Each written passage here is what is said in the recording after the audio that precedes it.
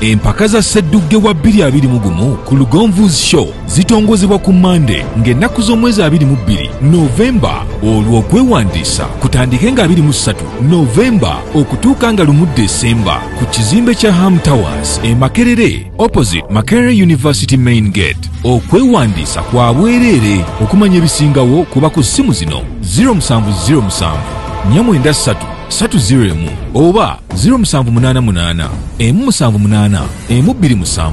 Sseddugge wa 2021 ku Lugonvu's Show kyapa kya ttaka.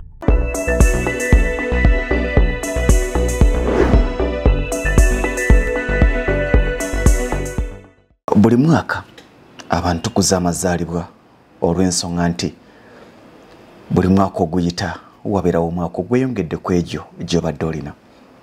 Amazaalibwa tugakuza mu ngeri ez'enjawulo. Bangi bakola obubaga, bayita ab'emikwano, ab'eŋŋanda n'abalinga abo, ne battente, ne bagula ennyama, ne basala zikeeke, ne balya ne banywa n'emyenge ne beeyiira. Ebisigalawo we bakoledde akabaga, ekiro njagala oyiteyo, embwa zibeera ku mudido olw'amagumba n'ebifi by'ennyama ebibeera byabalemeddewo.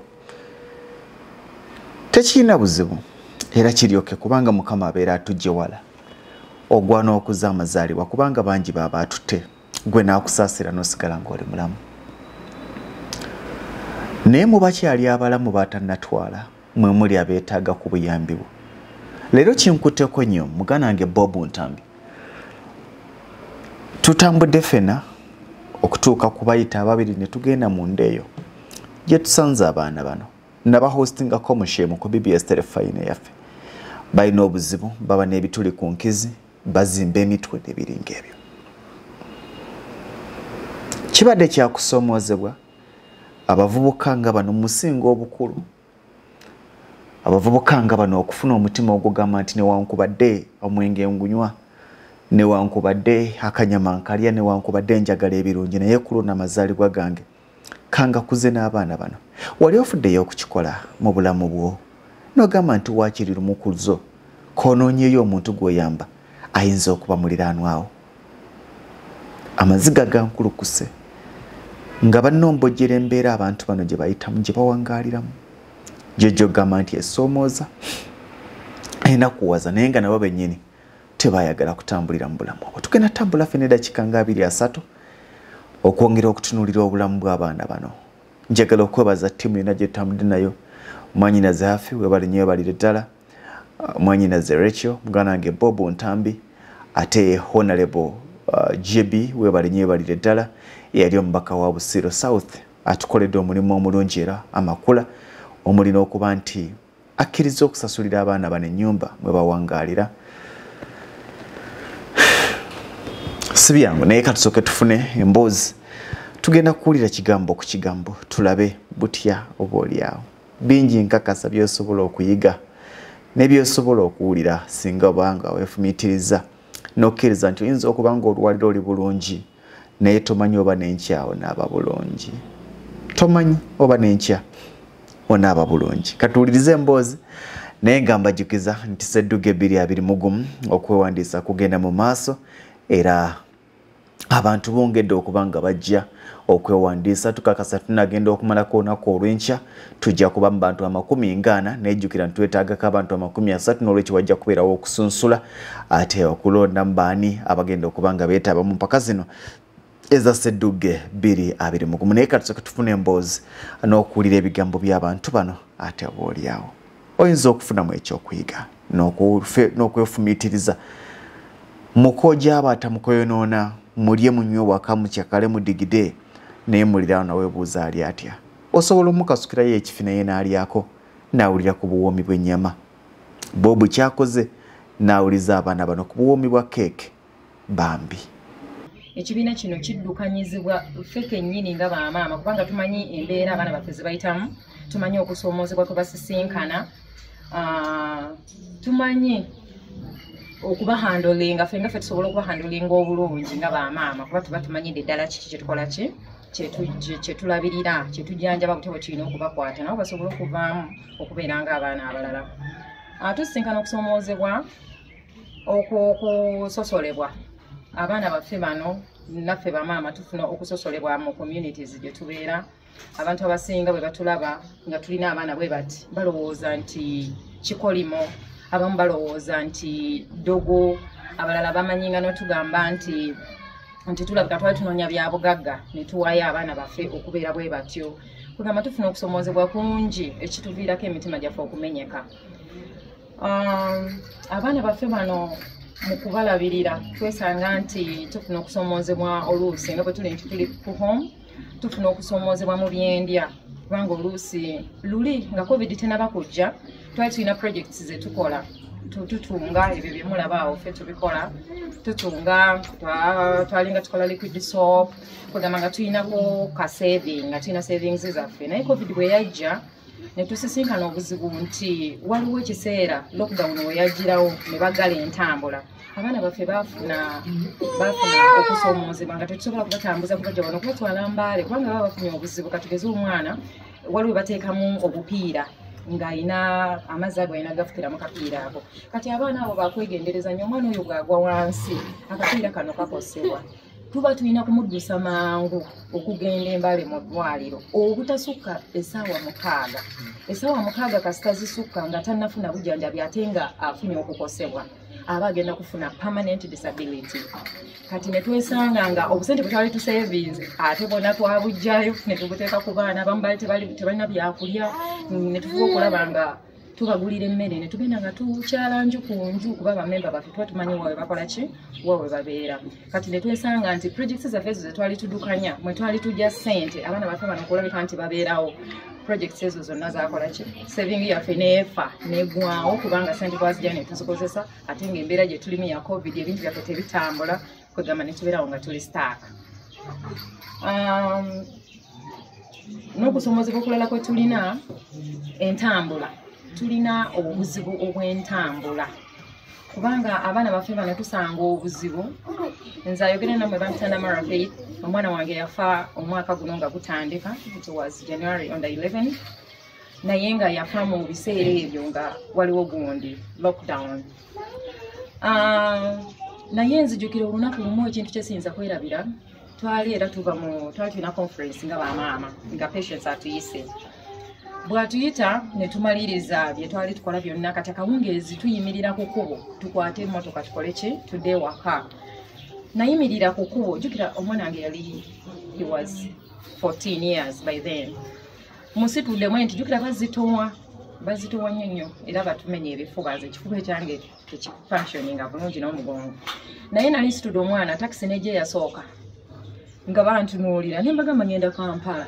Ne bangamba nedda oyo tetumutwala alina omulambo ogw'omulambo kubanga yali ali Steve nga yasanyalala yakakanyala ati. Taxi zampitako nga 6 banaye nawulira obuzibu era eyo incident sisobola kugyerabira yadde omwana wange yawumula. Kugamba sinze nzeka naye ne bamaama abalala basisinkanya ebizibu ng'ebyo.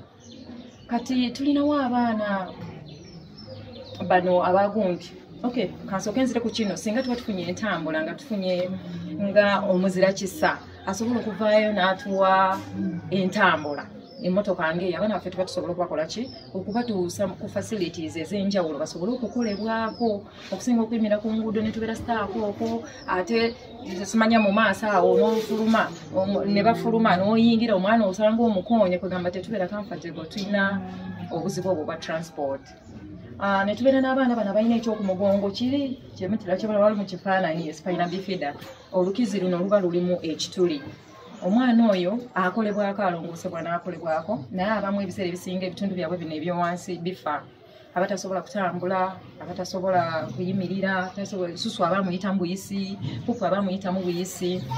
Kati bamaama balina abaana abo abalina spina bifida ebiseera ebisinga besanga nti bakaluubirizibwa okubalabirira hygienically kubanga abaana nga maama oyagala oba toyagala olina okuba nga olina pampers olina okumukyusa every after an hour or 2 hours of which abazadde abamu besanga nga tebazisobola kubanga zakugula ate abazadde abamu tebakola kubanga abasinga abaana abo babajja ku mirimu gyabwe ng'olina ku concentratinga ku mwana tolina goyinza kumulekera gwe maama nga gwe gweyesobolera omwana wo gwomanyi kiki kyayagala gwosobola okumusoma embeera ze kati nabo tusisinkana obuzibu balina tulina obupiira bwe tukozesa bu catheters okubayambako ku bowel okufuluma n'okufuka naye era nabo buli expensive kati nakyo tusanga nga tukifunamu obuzibu nti tetusobola kubibatuusaako mu budde bwabwe baba beetaagira yet baba balina okufuna hygiene emala bataka okubeera nga bayonjo kuba bw'abeera nga addugala ate afuna bacteria ne zimuleetera infection ez'endala.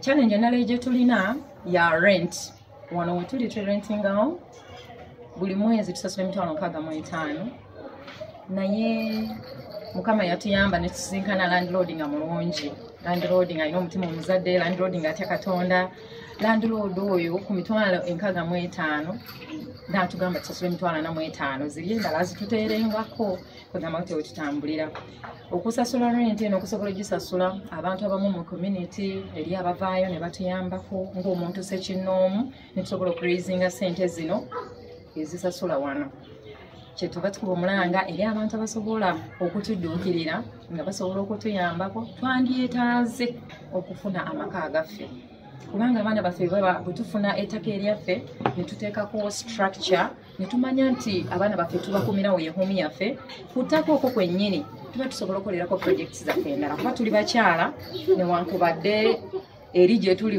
abamu gye babeera eyo ewaabwe tebasobola kukolerayo naye bwe tuba tulina ettaka lyaffe ne tuteekako okugeza ng'ebiyumba by'enkoko okugeza ne tulima nga veggies biki bingi bye tusobola okukola ng'abakyala ng'abamama b'abaana bano ebisobola okutuyingiriza essente ezo that daily income ne tusobola okubaawo ne tulabirira abaana baffe obulungi. The challenges ze tusinga okuyitamu as per now. Mpozi n'ekirala njagala okutwala omukisa okwebaza director waffe Patience wankubadde tannatuuka wano ntwala omukisa okumwebaza kubanga abadde mukyala mulungi atukuŋŋaanya bulungi atubudaabuda bulungi ye mukyala eyasooka okuvaayo n'agamba nedda tulina okulwanirira abaana baffe okufuba okulaba nga tugira awareness mu communities ne tusensitizing abantu ne tubagamba please kino kyekiri ku ground abaana bwe bati babeerayo abaana okuzaala omwana ali bw'ati tekitegeeza nti nno kiba kikolima oba nti liba ddogo naye gye bali kesezi zino gye ziri era tuli basanyufu nnyo kubanga nti abantu bagenze bategeera nti ddala mu butuufu abaana bano gye bali era balina okulabirirwa n'abamu abaali babagalira mu mayumba kati abamu batandise okubajjayo ne batandika okulaba bannaabwe nabo ne bamanya nti tebali bokka kubanga abantu ebiseera ebisinga kati nganze Faith owange yafa bali bamuyita Timothy yafa naye bwe nasooka okumufuna ate ye mwana gwe nalina yekka naye olunaku lwe nasooka omufuna nagamba bannaye nfudde nendabira ddala nga kizibu ewaffe ne baneegaana ne bagamba omwana mutwale ewa kitaawe naye ngenda kusaidiya ewa kitaawe nayo ne bangobayo era Patience yeyankumaakuma nendaba bamaama bannanga abalala kuba bw'olaba ku banna abalala oguma n'ogamba ddala mutuufu sirinzekka. Patience akoze kinene nnyo okutukumaakuma okutubudaabuda okutubuulirira egamba mukama amutuweere omukisa omunene nnyo. Kati ninyo I'm sorry waliwo issue gye ntunuulira obadde oyogera kuba nti mubatwala Mbale lwaki Mbale n'ekirala nti bw'otunuulira abazadde abaliwo bonna bakazi bataata bali luddawa keesi eno mugisanga mutya ku bataata b'abaana bano? Webale nnyo ekibuuzo ekyo ssebo. Abaana bano era nga bwe njogeddeko wali nti bw'ozaala omwana bw'ati abantu abasinga balowooza ddogo oba kikolimo bataata abasinga kasita alaba nti omwana ali mu mbeera bw'ati adduka obuvunaanyizibwa bwe kati nze nga keesi yange taata w'omwana wange okuva lwe nazaala omwana wange yamulabirako emyaka 3 bwe yamala n'abula yaddamu okumulaba nga tugenda kumuziika nga tumutute egomba lwe yaddamu okumulaba naye nti emyaka gyonna yali yakola ki yali yadduka nga yagenda ne bamaama abalala bwe batyo abasajja bo basuulira ddala obuvunaanyizibwa bwabwe beesuulirayo bwonna gamba tebagala kumanya era oli omwami oli mwebaza kubanga ye taata yekka ali mu kifo kino olunaku olwaleero era bwe tuba tukuŋŋaanye oyo omwami atera okubeera wamu naffe kubanga yayimiridde ne mutabani we naye nga bataata abasinga beesuulirayo bwonna gamba batulekawo ne bagenda ne banoonya abakyala abalala ffe bamaama ffe tusinga okukosebwa kubanga munaye omwana ono gwoba wamwetika baba bamusala ku kyenda kyo naye taata teyeefiirayo after all agamba nze ne mu mwaka nsobola okuzaala abaana 5 oba 10 naye gwe omukyala kyotasobola. Lwaki Mbale abaana bano bawona oba kasita omuzaala kitegeeza nti inamulabirira lifetime ebbanga lyagenda okumalawo ng'ali bw'atyo? Okay, abaana bano mulimu abawona ne bakola emirimu gyabwe nga balina okugikola, ate mulimu abamu be balongoosa naye ne bakubanga abaana bano embeera zaabwe ebintu byabwe byakukwata mpola ate balina problem eya conversions, bamanyi okwensika. Badoctors batugamba omwana buli lwe yeesika adde emabega emyezi 3. Kati ne wesanga nti omwana ono bw'aba yeesise nga wa myaka 10, bw'aba yeesika emirundi 2 ebiri olunaku oba emirundi 3, ogenda okusanga ng'omwana ono obwongo bwe bulinga obw'omwana oli gwe baakamala okukola ki, gwe baakamala okuzaala. Kuba gwe emyezi 3 buli lwe weesika emyezi 3 ng'odda mabega emyezi 3 kitegeeza obulamu bwabwe buba bunafu nnyo. Kyova olaba nti buli kimu ekyabwe kiba kyampolampola. Kulya balya mpola, okunywa banywa mpola, emirimu okugikola buli kimu ekyabwe kyampola. Kugamba abasawo bo weebali era balungi nnyo, batuyambako babajjanjaba naye okuwonya kuba kwa Katonda. Waliwo ebintu ebimu ng'olina kubirekera Katonda, ye yatusinga okumanya okusinga kwekyo.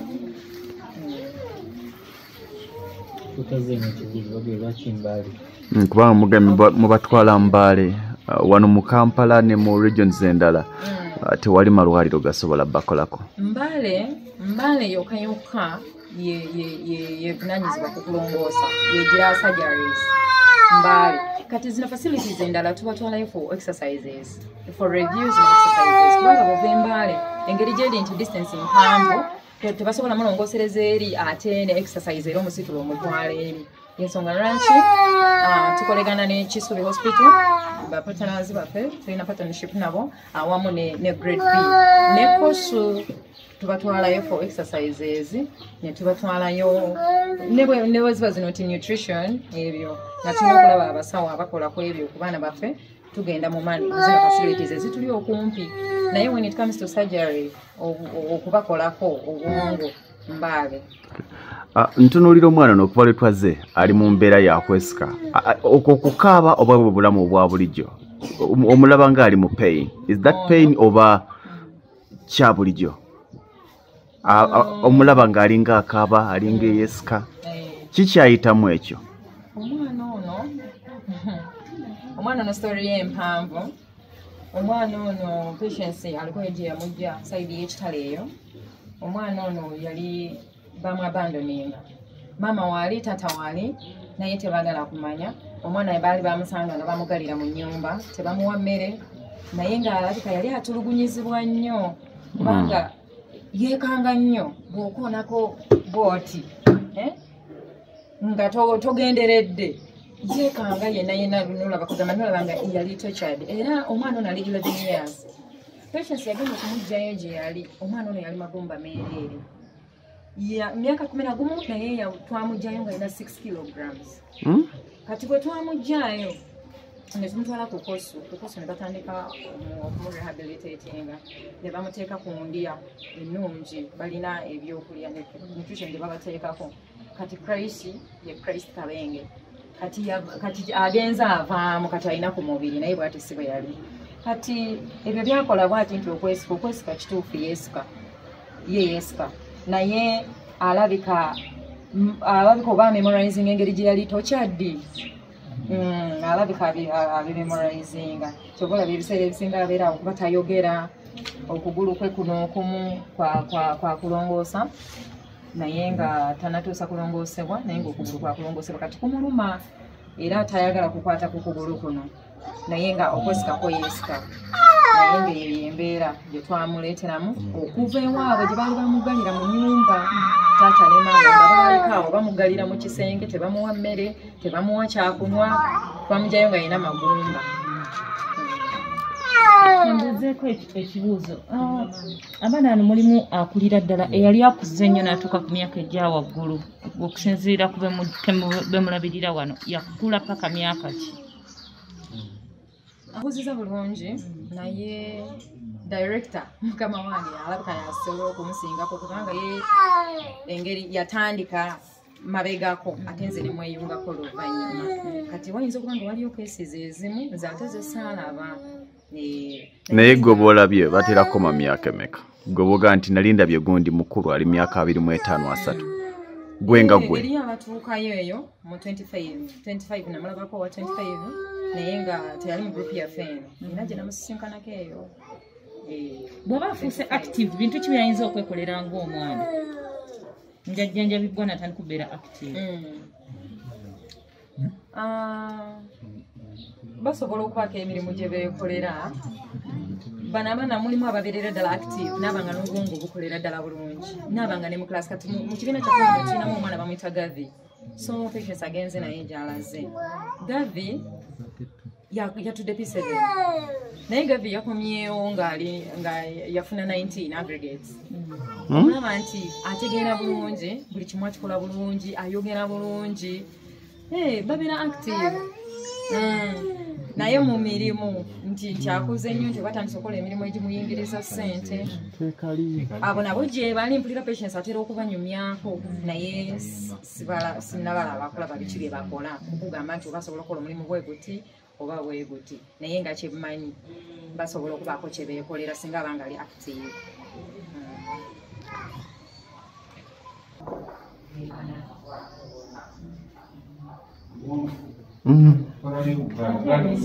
obugaali buliwa bwe batambulirako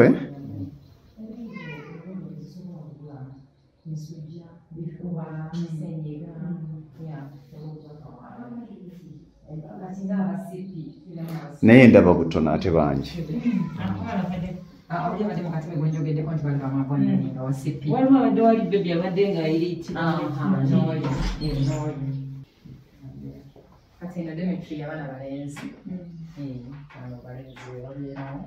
oli abadde mu kagaali bwe mbagambye nti no bamwabane ngaasula wano ngaasula bulungi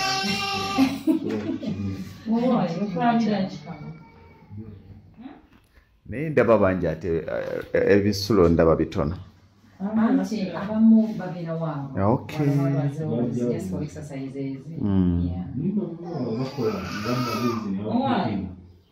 kati betuteeka wano waliwo omwana abadde wali mukatebe gundi ono abadde Viki ono alina ekiyeyitira oyo mami wankola amuleeta nabeera wano kati abana abasula wano every after 3 months badakule waka abalina ewaabwe kadole kabyayi bakolera budolo bwebyayi ba African babies netubabateera ku butanda bwabwe bumanyi okubasanyusa kati n'omwana wabbanga ki ono simanyi bulungi kwanga mami we bazze buzi amulese amala n'amuzaayo bazze buzi bano bwe baba bayonka breastfeedinga bulungi abamu abamu breastfeeding abamu eriya abaagaana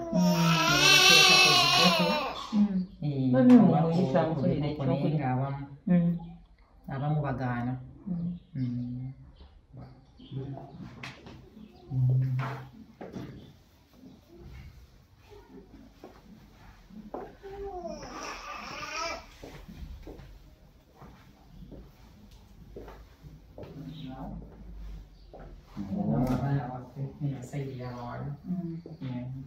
kati bo betegeera abaana nga abaana banabeera mu society nga bemanyi oba naffe bamama tuba twemanyi naffe bamama tuba twemanyi no like okwetegeera noga nti munnange ffe tulina obuzibu nga bwolaba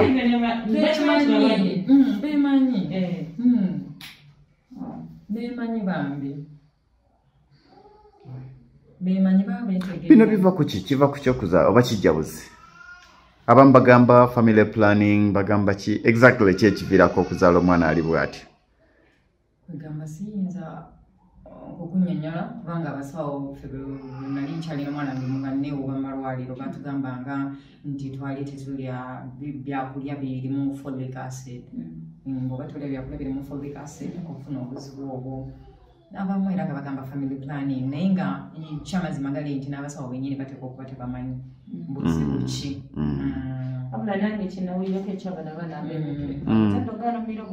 in fact folic acid yali advisable nnyo omukyala nga wa lubuto naye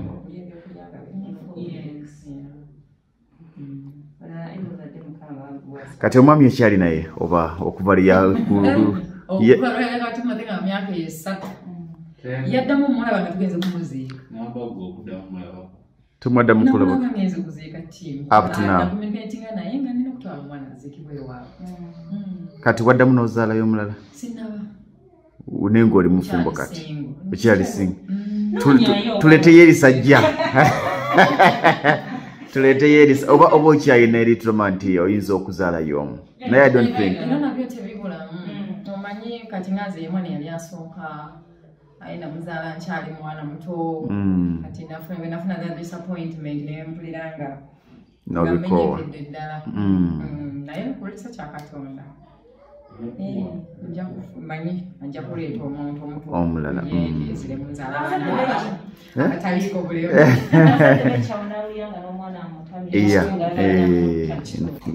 bekyawa maama benkyawa ate bwateekako okumujjanjaba ngaalaba takyokako kuba ebintu bye byabwe byampola mpola akoowa egagwako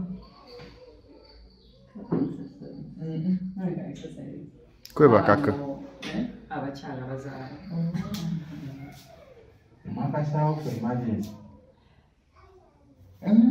kale ebintu bino tulina Badonas.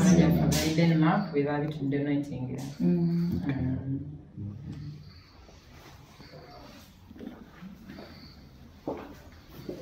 Chamekuwa eno mkicheni yaffe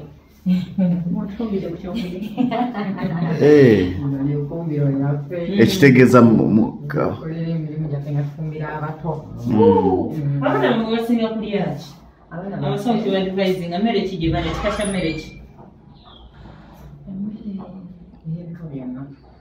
bali obanga okusingira ddala amata bageetaagira ddala akolageko ebimu byetukozesa kubanga tubakyusiza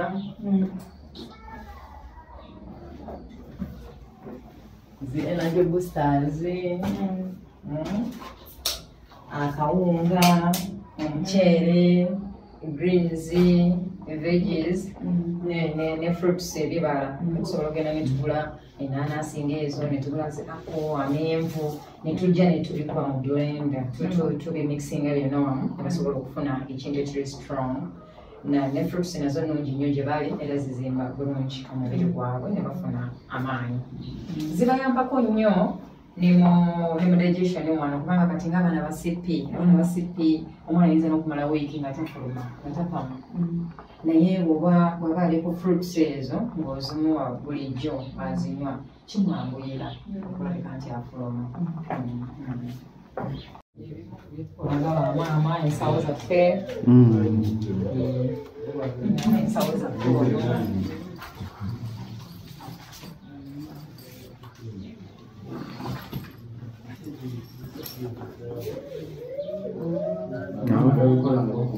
ebisinga obungi biri wali wabweru babifulumiza dda naye nga bino byonna ffe tubikola netujjaniko ku ssente eziyamba abaana baffe.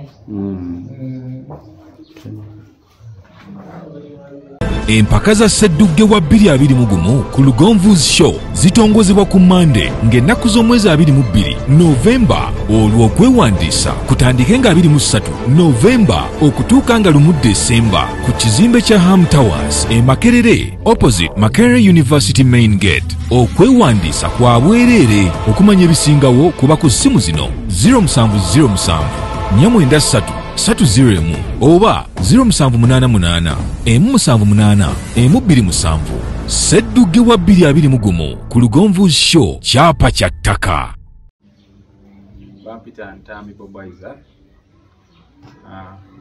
nkola ne BBS Telefina mufumbire nkola Mengo nkola morning show ya Zuka n'ensonga n'okudirectinga ku station nga director wamu ne programs z'ebyemizannyo. Zali ndoze ennaku z'omwezi yali Feb nakyaza madamu Madam Babazi. Rachel yanikinga ku story nembera touch to namuleta mu studio. Naye before COVID. Story yali yankwatako nnyo. Ngamba namukyaziza. Ne musubiza nti nja kujja. Ndaba abaana abo. Ekyomukisa omubi omwana oyo gwe yajja naye mu studio kunaku olwo. Bwe naddamu omukubirako n'angamba nti omwana oyo yakola ki? Yagenda. Nekinuma naye okusomozebwa kwe nalaba nengamba omwana oyo waba yagenda olufa abadde bayita mu muyaga guno gwa COVID abalala abaliyo bali batya. So nengezaako okumukontaktinga netunyumyanga waliwo ne mukwano gwange nnyo mukwano gwange bamuyita Benja naye wakirwadde ekyo naye is a good friend of mine. Ankubira esimu nanyumiza emboozi ze musalako oluusi nga nina ebyokukola nangamba lumu yandisira n'entre z'amagi nga nnya nanga zino enkoko zange ja ku magi g'enkoko zange kwegamba nandaga nti beside this tibalwadde banjawulo somehow somewhere. Benja is an accountant. Osobola omuwa ennamba yonna nakisolvinga immediately. So nali ntudde ewaka ngamba celebratinga nnyo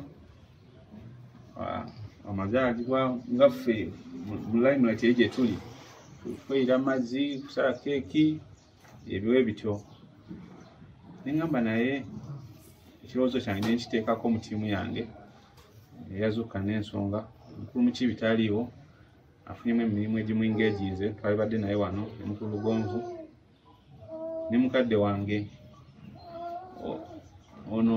ono esimu baka ono kitange gyendi ne mugamba ngamba ekitulo kyamakulu nnyo ebitundu 10 ate nga ky'omukisa omulungi nga kigweno wuwe era ye yangambirawo nze wendi alinga egiri yali talina mu ggwanga teyatawana nakuŋŋamba nti no siri mu ggwanga yakiŋŋambye akomyewo nangamba nabadde South Africa naye naye yasagala kugamba kusoopinga kiruubirirwa kyo so ne bakibayinga mukwano gwange Rafi tukola naye morning show Ssedduge wa 2021 ku Lugonvu Show kyapa kya ttaka. So ekitulese olwaleero wano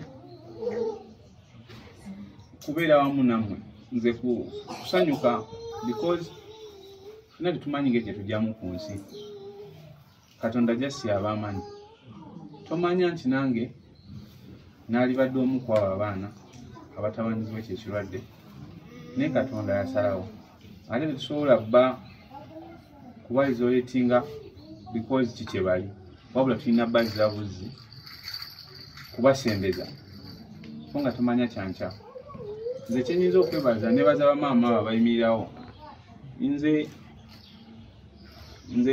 nakuzibwa maama kyenyinza okugamba nti muzeeyi saamulabako all in all nti muzeeyi yafa nina emyezi 5 I didn't call that.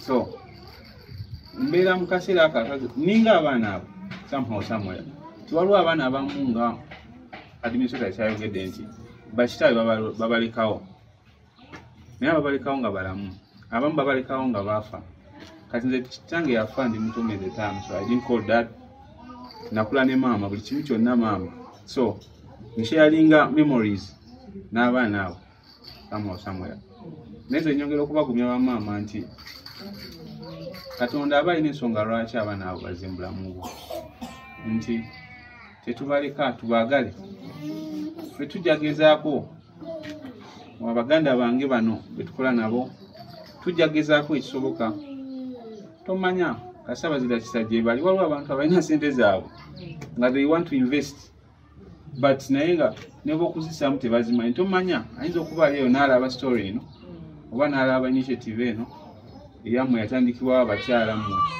atali muntu sekinoomu naye abakyala okwegatira wamu n'amaanyi gamwe n'ebyoto byammwe byonna bijja tuukira kyemmanyi ekimu kiba n'ensonga ekyomukisa omungi nayise ne honorable kitange Jebbi bali ku ddembe nze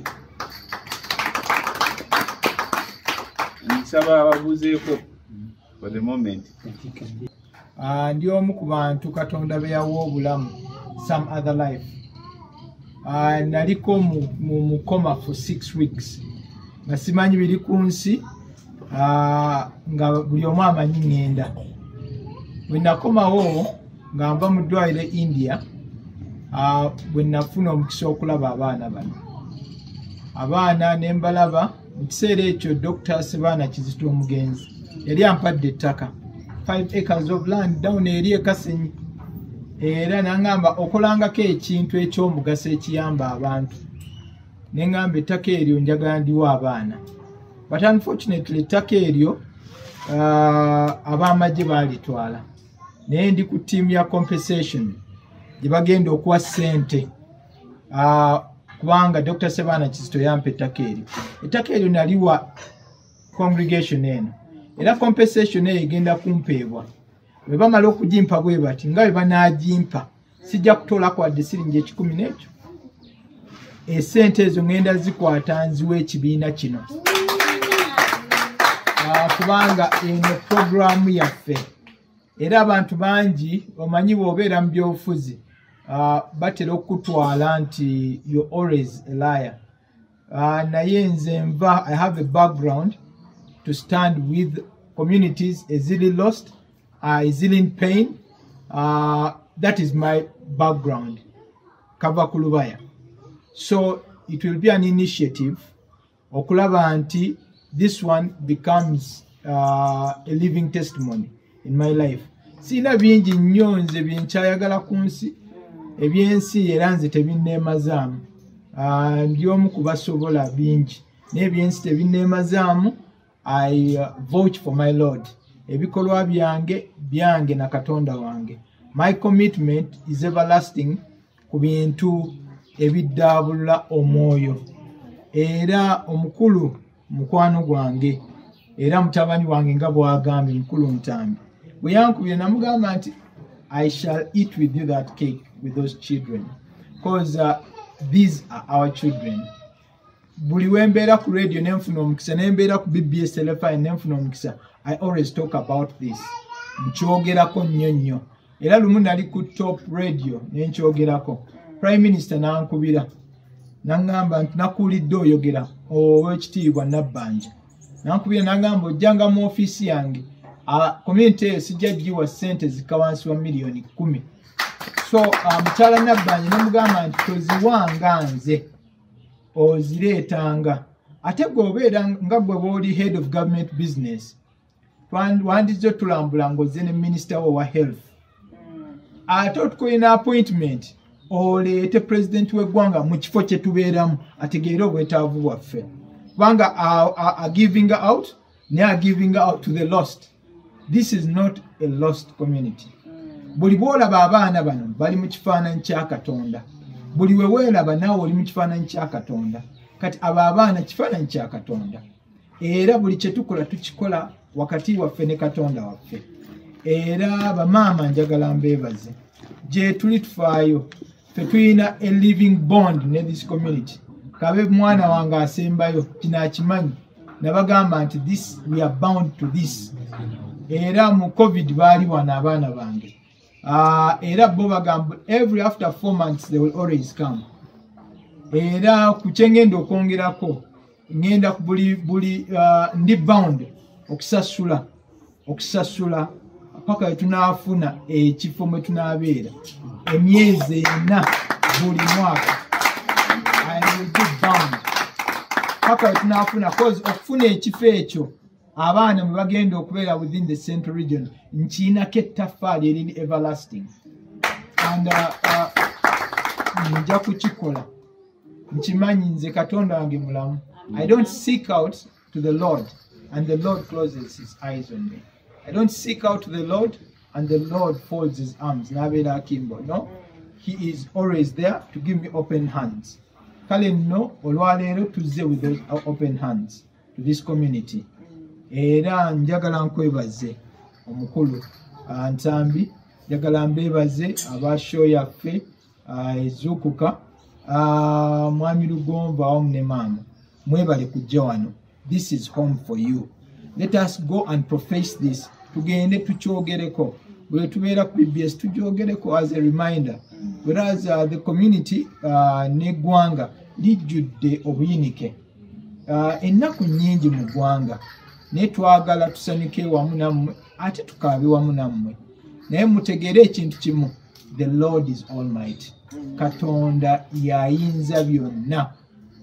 Always seek out for that divinity outreach. Tubenga tuyambagana. I'm always a caller. Nze siriiko bwebindu. I will prepare one day a meal in the month of January. Bajje babakimi mukyaleko mu maka gange. Tulye tunywe maka gange. Era tutandike initiative eyo. Mujja kujja mu maka gange. Era mukezi n'amakima ngazisindika. Abazadde n'abaana bammwe.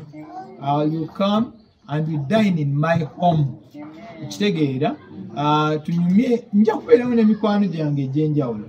Nja kugiyita tulabe nti tutandika initiative eno tugipushinga forth. Kale nno neesiimye okujja wano era sijja kukomanga kujja wano because this is home to me. To God be the glory. Katonda omulungi abakuume, akuuma abaana baffe banga eggwanga ery'enkya ennyaffe Uganda, ennyaffe Uganda. Katonda omulungi abankuumye.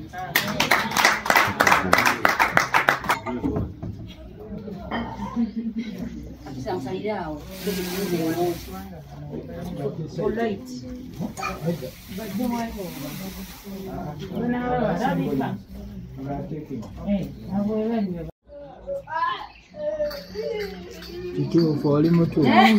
Oli mutuufu. Oli mutuufu. Oli mutuufu.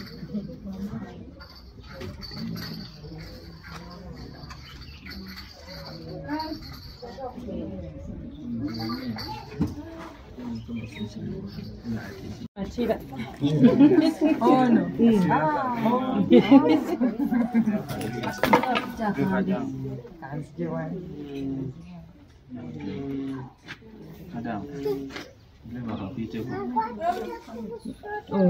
Bakwatire ku buchoda bwo. Obuyise na buchoda.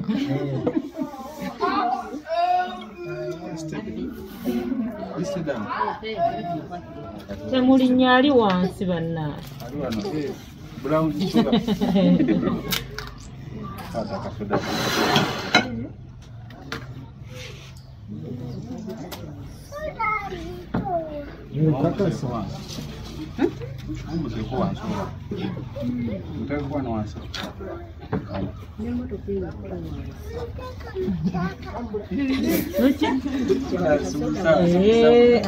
Empaka za Sseddugge wa 2021 ku Lugonvu's Show zitongozebwa ku Monday ng'ennaku z'omwezi 22 Novemba olw'okwewandiisa kutandike nga 23 Novemba okutuuka nga 1 December ku kizimbe kya Ham Towers e Makerere opposite Makerere University Main Gate. Okwewandiisa kwa bwereere. Okumanya ebisingawo kuba ku ssimu zino 0707 493 301 oba 0788 178 127.